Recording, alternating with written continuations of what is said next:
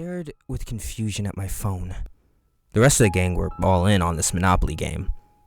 I swear to God, if you get free parking, I will literally kill your stupid face, said Evelyn. Ravi rolled the dice in his hands. Come on, sweet baby Jesus, I just need a 4. He dropped them onto the board. Fuck, he said, probably biffing it, like always. I was just trying to make sense of it. Just a word on my screen. Black text on an all-white background, and a rather classical-looking font, too.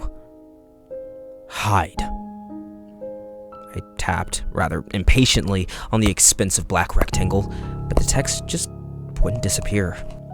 AJ, Evelyn called like a teacher busting a student. You're fucking addicted. You play board games like a normal human adult, how about? Yeah, I'm sorry. A few more desperate finger pecks at the screen, and then I just turned to holding the power button for an extended period. With my free hand, I grabbed the dice and rolled a 3. Landed on a B&O railroad. And after 2 seconds of thought, nah, fuck railroads, I said.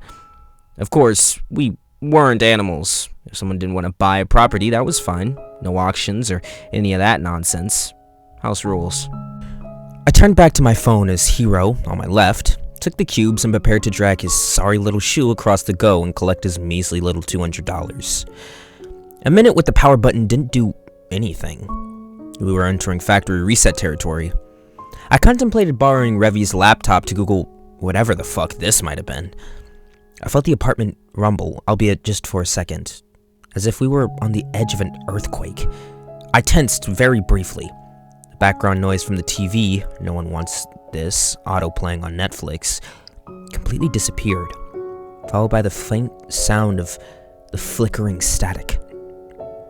Revi was the first to get up.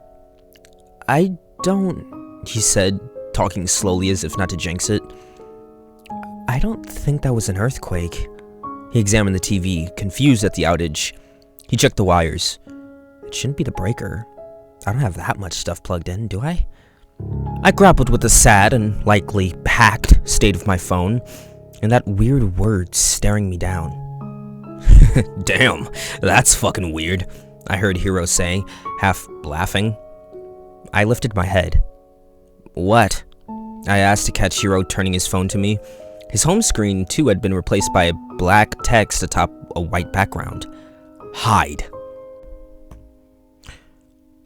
Evelyn, who was about as anti-technology as it comes, had properly clocked this reprieve as her time to quickly respond to any long outstanding texts. What the fuck? She said. What is this?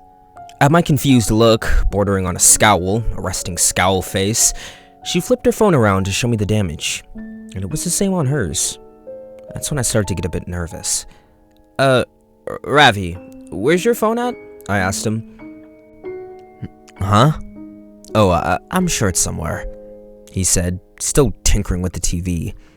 Soon after, likely not due to any of his troubleshooting, it flashed back to life, red power light at the base blinking steadily. A simple message now appeared on the big screen.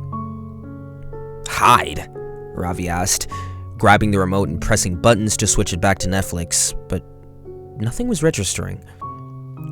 Dude, I said. He turned around and I showed him my phone, and then Hero and Evelyn showed theirs. Well, that's... He looked back at the TV, and then at us again.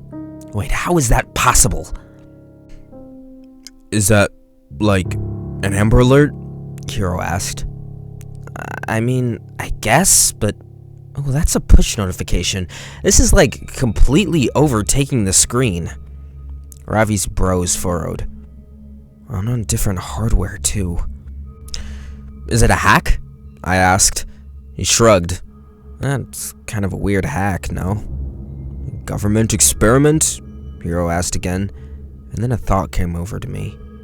I walked to the balcony and slid open the door, and stepped outside. I then got an eagle-eye view of the entire city from Ravi's 14th floor apartment. In the neighboring apartment towers, most of the units had blinds down, curtains closed, and the few unshuttered ones, however, I felt like that one guy from Rearview Window, contained strangers staring perplexed at their phones, at their computers. sides of bolted to the wall TVs barely visible to me displayed the same white background with text atop. What I was seeing, everyone else was seeing. The others joined me on the balcony. Well, whatever it is, it's at least hit this block, I said. I looked down at the city streets. Most of the people began to caught into a similar holding pattern of standing frozen, heads fixed to their devices. Well, I guess we don't have anything to call the cops with then, Hero said. I'm sure they're probably aware, I said. Maybe. But maybe we just gotta wait it out until they fix it, Ravi said. I nodded, and yet I could tell Evelyn was a bit perturbed, forcing magnetic thoughts to imbue her silence with weight. What are your thoughts? I asked her. I mean, should we do it? She asked. Do what? Ravi said. Hide, she said again. Hide where? Ravi said. I don't know. I mean, we're already in my apartment.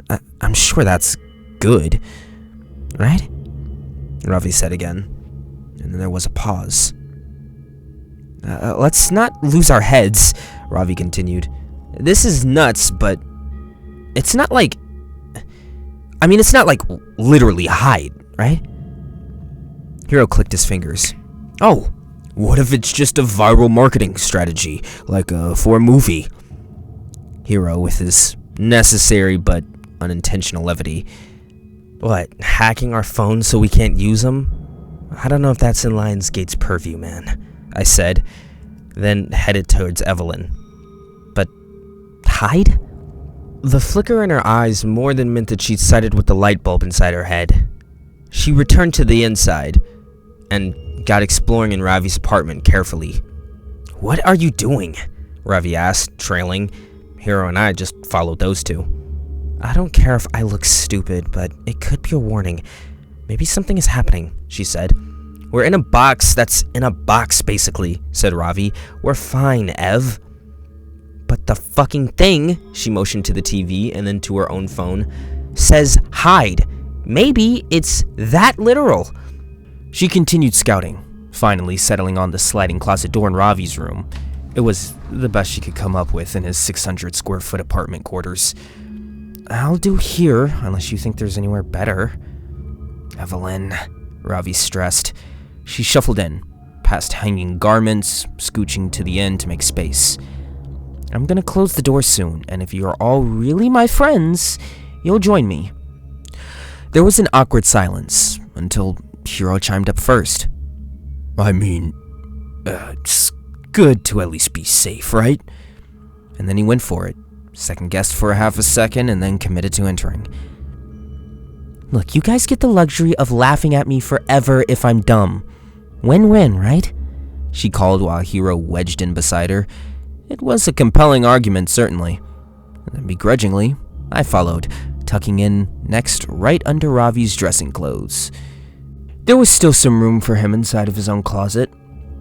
Fucking hell, he caved, joining last, sliding the door closed to introduce us all to darkness.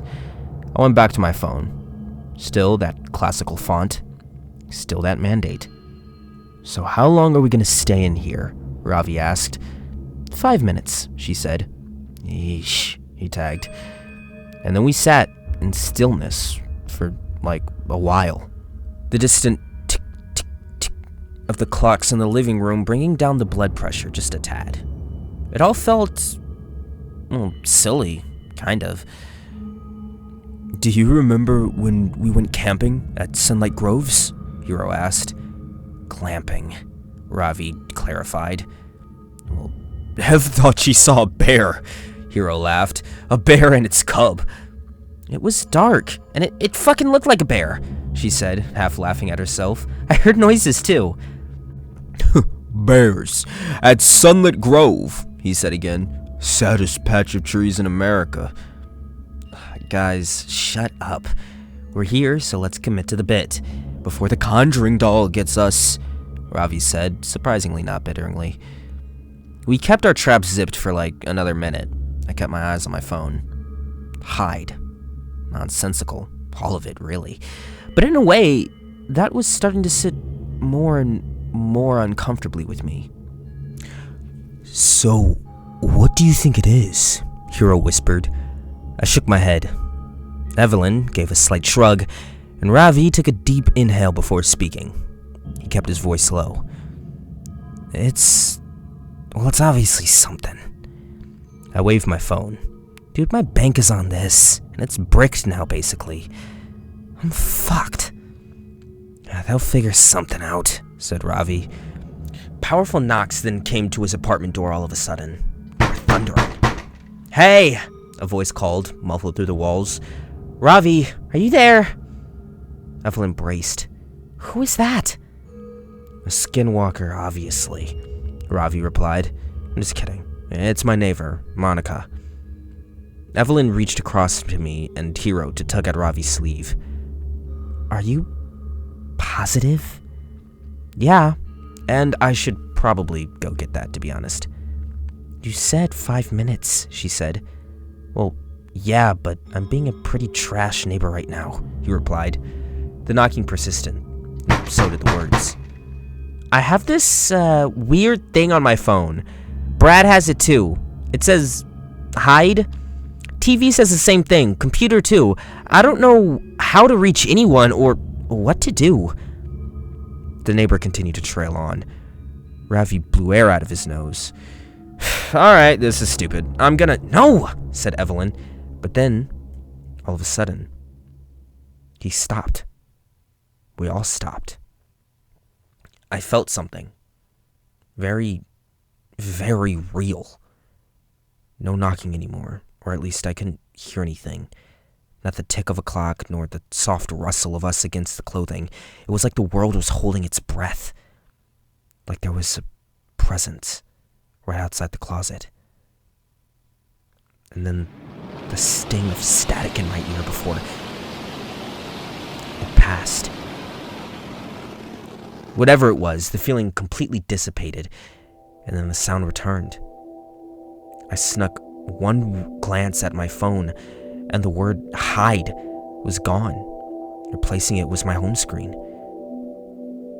The silence between the four of us was uncomfortable. Did you feel that? Evelyn finally whispered. No one said anything.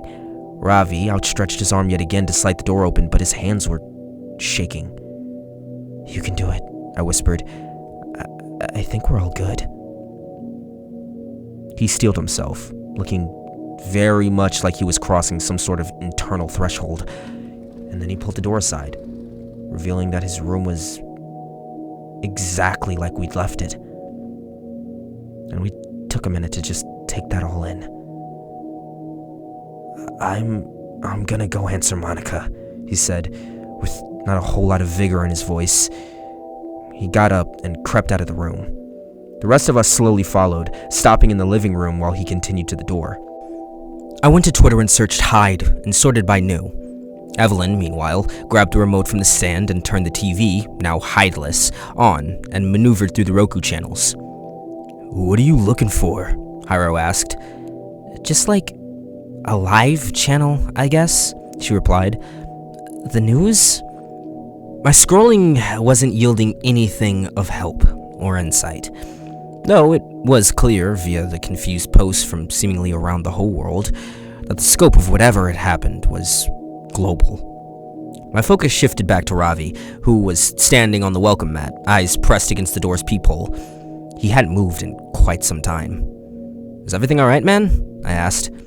He didn't reply. He just stood there, frozen. I approached slowly. She's... I heard him croak. I reached him, patting him on the shoulder and urging him to detach from the door viewer. He finally did, leaning against the wall at first before slowly sliding to a seat on the floor. I peered into the hallway through the hole. Outside, his neighbor, the one that was knocking, well, it looked like she'd been skewered.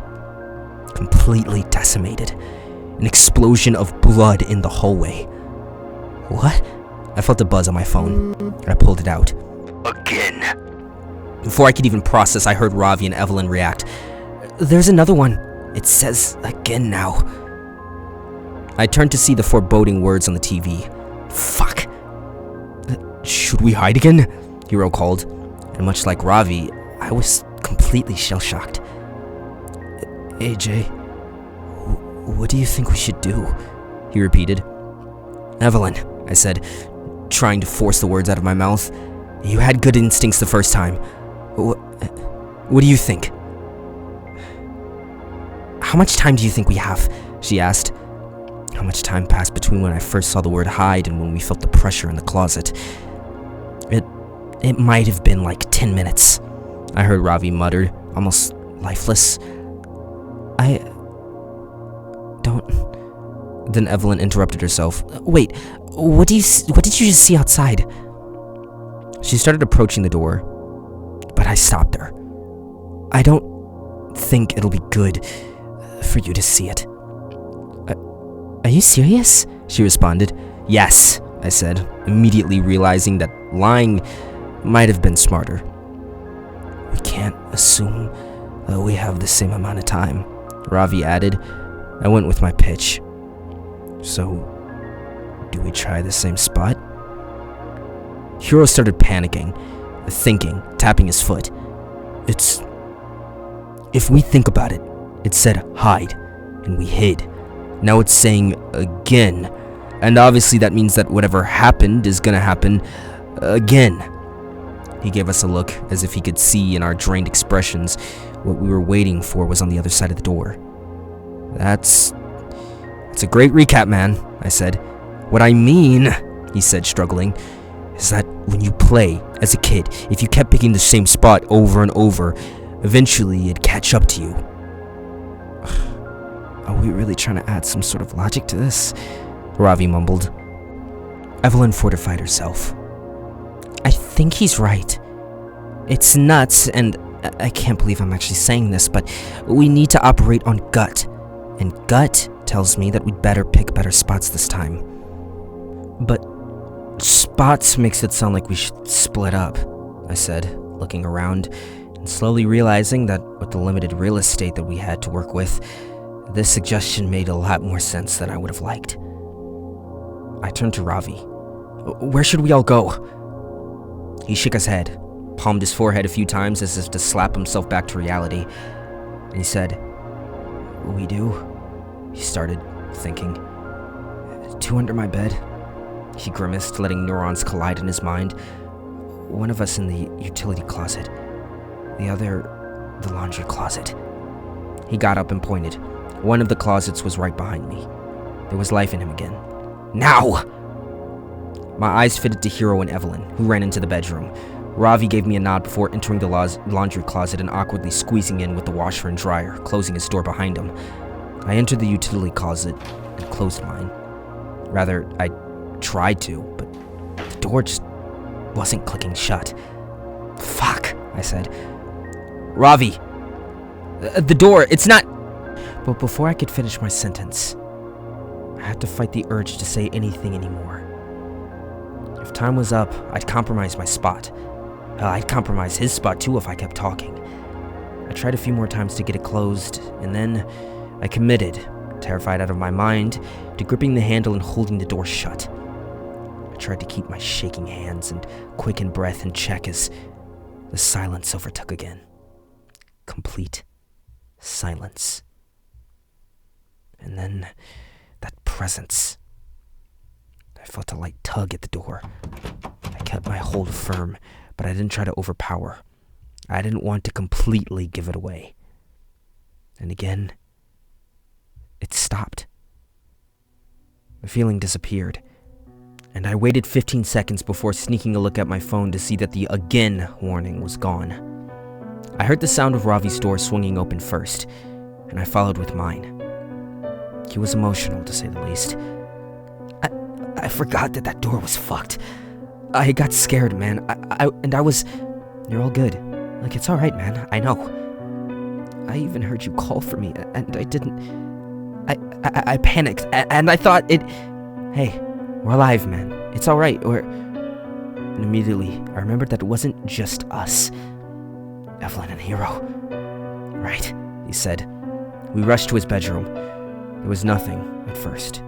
The two hadn't emerged yet, and for a moment, the horrifying thought that we'd be pulling their corpses out from under the bed rushed past me. Guys, I said, the coast is clear. Quick! There was silence for quite some time before they finally shuffled out all in one piece, alive.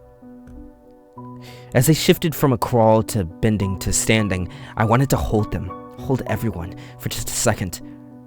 I felt a newfound appreciation for life and their faces and personalities.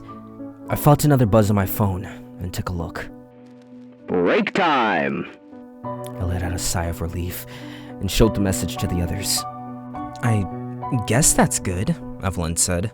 We finally get a second to catch our breaths after all this fucking craziness. Yeah, but then what? Ravi asked. Is this just gonna continue? We walked into the living room together, nervously. We haven't even had a single second to wrap our heads around this, Evelyn said again. But something in me didn't seem right. I didn't feel good. Hey, Ev. How did you know that we should have stayed in the closet for 5 minutes? Hero asked, somewhat pointedly. I clocked a minor look of annoyance in her face at the question. I didn't know anything. It was a guess. I mean, yeah, you guys were fucking lucky I was here and pushed for it, because fuck were you being stubborn. Hero wore a strange expression while he looked at her. Alright. Well, it sounds like you want to say something more, she said. Why would I? What makes you think that I'd... Ravi interrupted Hero by stepping between the two of them. Holy hell, keep your heads on, people. But as he said it, and maybe it was just an aberration in my mind, but I couldn't help but feel something significant stir within me. Something really inflamed, as if, though his face were straight, but he was concealing some sort of inner smile at what was happening. Hero, I think you're focusing your skepticism in the wrong direction, I said. Ravi's expression turned irritated, which all but confirmed it for me. I don't know if you want to be mad at the person that saved us the first time, I said, trying to make a point by motioning to Evelyn, but as I looked at her, something felt wrong there too. Or rather, the person who'd wanted to open the closet door. And then, something even more obvious hit me. Wait a minute. Ravi, you tried to kill me. And all of a sudden, I was glaring at him. My temper was rising by metric tons every second, as if it was all starting to make sense. And Evelyn and Hero joined me. Ravi looked incredulous. I already admitted that I fucked up with the door. I confess that to you. Why are you trying to make things even worse? I was trying to calm them down. Then, noticing us approach him, he backed towards the kitchen cabinets. He pointed at me. You were on the phone when all this happened, he said, as if he were having his own revelation. You were waiting for this to start. No, what an insane fucking misdirection that is, I said, positive that I couldn't trust him at all. But as my eyes turned to Evelyn and Hero, I realized that I couldn't trust them either. I couldn't trust anyone. Still, Ravi absolutely needed to be the first to go, the first to be disposed of. He grabbed a knife from the cupboard and held it out at us. And only the smallest thought in the back of my mind was telling me that we were being toyed with. That it was so incredibly obvious that whatever this was, it had a handle on all of us. But unfortunately, that understanding was academic for me at best, as I kept finding string after string of thoughts and emotions that were connecting. Everything was adding up, the logic was sound, and my emotions were inflamed. Break time, Evelyn said. It's breaking us. But of course she would only know that if she were in on it. We all looked at her, and I watched for a sudden movement from any of these traitors. These bastards. Even a millimeter shift wouldn't get past me. It's overriding us. It's flooding us with anger that isn't even ours. And as real as it feels, She faced her phone at us, beckoning us to read it clearly. Break time. We can't fall to it. And the small, grounded part of me finally took over. Even though I was sure that with everything in my soul, that she, Ravi, and Hero were all the source of everything that was happening. Ravi's grip on the knife tightened, as the rest of us remained in a bizarre equilibrium of our four-way standoff. It's all of you, I thought to myself, before I felt a lightness overtake me. Like an insatiable hunger fading, or an extreme fear dissipating when you realize that the noise in the other room wasn't a person, but rather something just knocking over.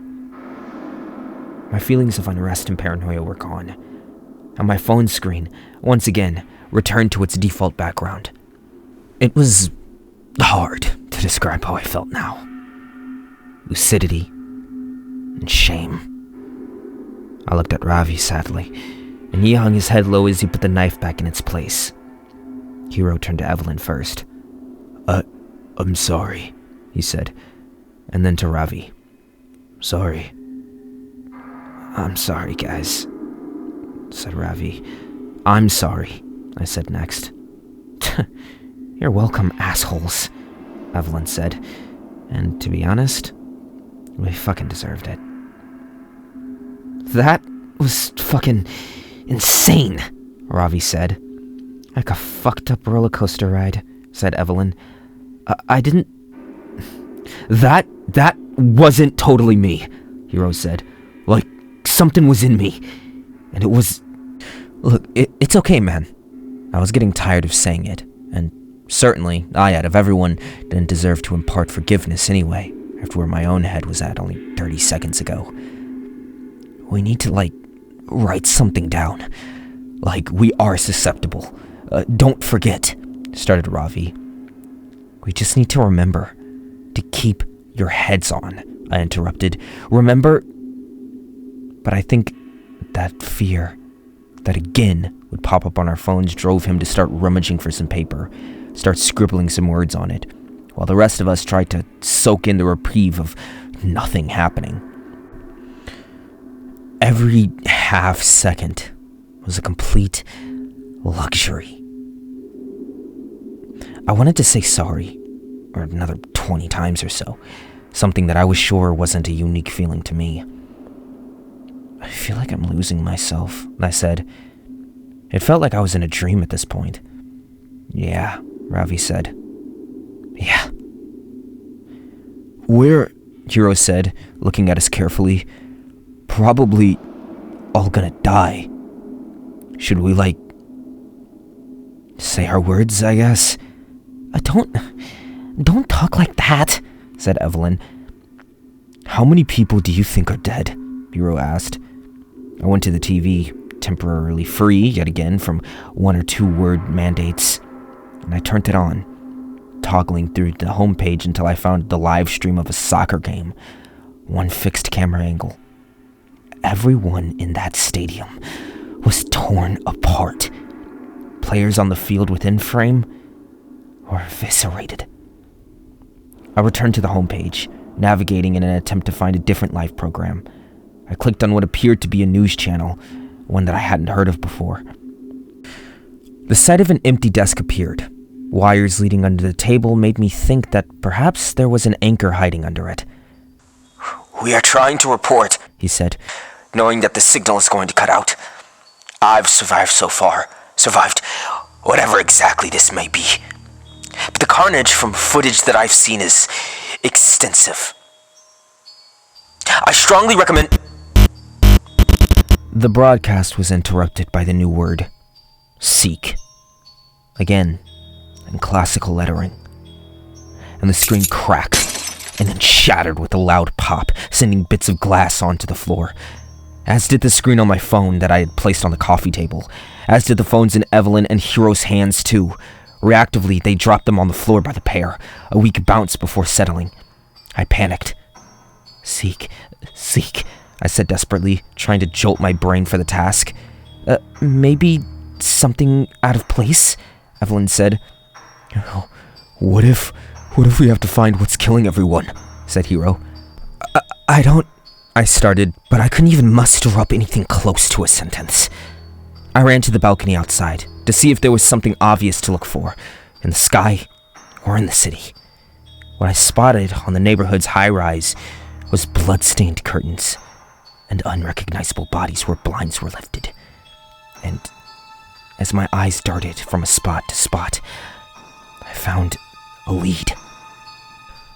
There was a small TV in another apartment, with some words on it that I couldn't make out. 5 letters was the best that I could do. It's the screens, I said. We need to find a screen that still works. I ran back into the living room. Does anyone have any binoculars? They all looked at me. Why the fuck would anyone have binoculars? Ravi asked. There's a screen, I think. It's in one of the other apartment buildings, and it's working. There's a word, but I can't see it. We need to find another one. I don't know how. I ran into Ravi's office. The computer screen was broken. Fuck. I grabbed his laptop, and that was shattered too. Nope. I nervously tapped my chest with the 5 fingertips of both of my hands, while the rest desperately searched for something viable too. Did I have to run into another apartment? Would there even be enough time? And how could I even get in? And then, like a bolt of the blue, it hit me. Ravi, where's your phone? His voice sounded a little confused. I don't know, man. I lose it all the time. We'll find it! You really think that's it? We're looking for functioning screens. It's the only thing that we haven't ruled out yet. I turned to Hiro next. Check out the other apartments on this floor. See if any of the doors are unlocked. If they are, go inside and check everything. Phones, laptops, TVs, doesn't matter. See if there's a message intact on any of them. On it, he said, rushing to the door, opening it, and freaking out at the body in front of it, nearly tripping. And he composed himself and ran into the hallway as the door closed behind him. We tore apart Ravi's apartment next. Couch, cushions. Where do you usually lose it? I asked. My head peeked under the bed. I peeked into the counters alongside Evelyn, desperately. I don't know, man, he answered. It's stupid, but sometimes I literally just chuck it across the room. Helpful. Supremely helpful. In the bathroom, I looked in the medicine cabinet, and then back into his room, to his closet, checking all the pockets of his pants. I started to feel the inevitable looming. This was the one that was going to kill us, wasn't it? I love you guys, I heard Evelyn say, almost under her breath, like she could feel it too. No tangible ticker counting down, but a feeling in my chest. A train closing in with us tied to its tracks. Ravi was running to the TV stand, looking behind, and then under the books, under shelves.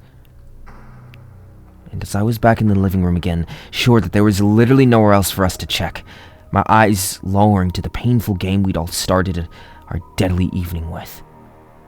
Monopoly. Specifically, to the pile of 50s, 20s, and 10s on Ravi's side of the board. I knew his etiquette for swapping some of them out for hundreds was quite poor.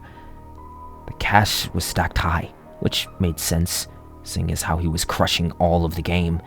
And yet, I crouched and did an even more aggressive sweep of the spot that we had started our desperate search at, to discover his preserved Samsung Galaxy A35 underneath the fake money, with a new word to greet me. Smile. And it really did feel like time was up this time. I found it! You have to smile! I screamed like a goddamn auctioneer. Evelyn turned first in her spot in the kitchen. What? I ripped the phone from the ground and held up the message to her. Smile! She mirrored my uncomfortable expression, all teeth, faint happiness. As did Ravi as he bolted out of the room before even seeing the message on the phone, or my intense eyes. Hiro threw open the door. I couldn't find anything. I'm sorry, he screamed. He saw our wide smiling faces and our eyes screaming at him to get the hint as I tried to mouth the words while keeping my pose. But instead, it sounded like, small! And yet, despite the confusing sight, with the luckiest stroke in the world, he copied and showed me those pearly whites. I retained my beaming smile, feeling a tear far travel down my cheek, my eyes glued to Ravi's phone in my hand, hoping and praying that we wouldn't all get torn apart. And the word disappeared. I showed the group the proof, and one by one, our cheery expressions dropped to our default frowns, and resting scowl faces were restored. We all let out a collective exhale. "I can't fucking do this," Ravi said. "I know," Evelyn added. And unlike some of the gaps we'd been afforded in the past, I already spotted a new message on the single remaining functional phone left in my hand. Point to sacrifice. I could feel the group's eyes on me. I couldn't hide the misery. "What?" Ravi asked. "Point to sacrifice," I said, barely hearable. "AJ?" Evelyn asked. I tilted the phone so that they could all read it. I couldn't say the words any louder. My body wouldn't let me. Underneath the words, a timer had begun running. One that was already down to 1 minute and 45 seconds. 1:44. 1:43. And by the time I flashed them the phone... And yet, still, all of us needed more seconds to let it settle. I felt defeated. Truly this time. "So what? We talk it through with the time that we have left? Maybe we all agree on someone to point at. I mean, hey, fuck, who knows what I have to live for?" Hiro was next. My family. Mom, Dad, siblings. I wasn't even thinking of them this whole time. They're all probably dead. They... Yeah, I interrupted, his words hitting me immediately and curbing any remaining social etiquette I had left. Everyone that I had ever known was likely gone.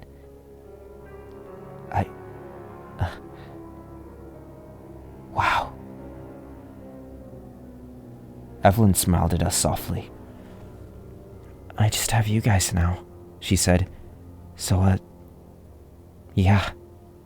Fuck this." She immediately started pointing at herself, almost causing me to die right there in fear that she'd be torn apart immediately. But the counter was still ticking down. "I flipped the board on this bullshit," she said without wavering.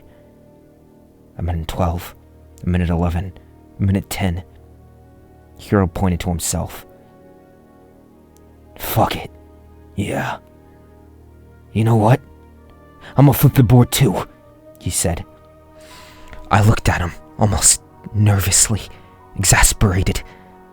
"Really? After all that? Guys!" 1:07, 1:06, 1:05. "If there is a hell," Ravi said. "Unlikely, but... oh, what the fuck. Maybe we'll dodge a bullet." He curled his index finger back towards himself.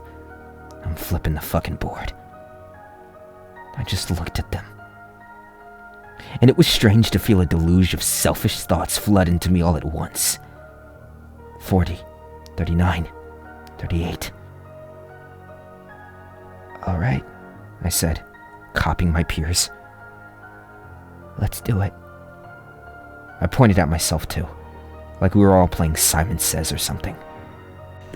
33, 32, 31. I took an appreciative look at my old friends. They were the longest standing friends that I've ever had in my stupid life. And then, at the Monopoly board that we were playing on. It really was an awful game. I wasn't even sure why we'd always subject ourselves to it. 27. 26. I saw the pile of money on free parking. 23. 22. That was the only way to make it fun, was to play with bullshit rules. House rules. 20. 19. "Wait," I said. "Follow me!" And then I sprinted towards the door. I opened it and held it open for the rest. 15. 14. 13.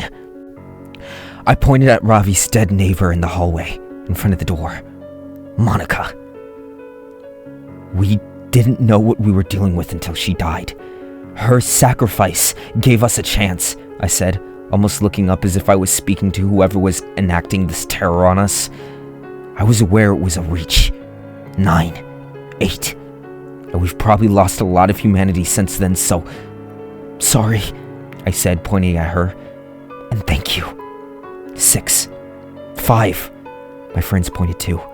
It was a real morbid way to close things out, with the clash of sorry and thank you escaping them as what would likely be their last words. I had really interrupted what was quite a nice moment inside for all this strangeness. 2, 1, 0. House rules, I said, and then I prepared myself for it. Pain, and then annihilation. But nothing came. Instead, Ravi's phone in my hand just read, Good game.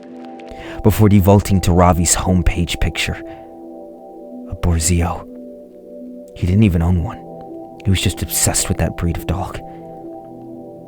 We stood there for 10 minutes, it felt like, before we finally ventured inside, single file, like a group of polite zombies.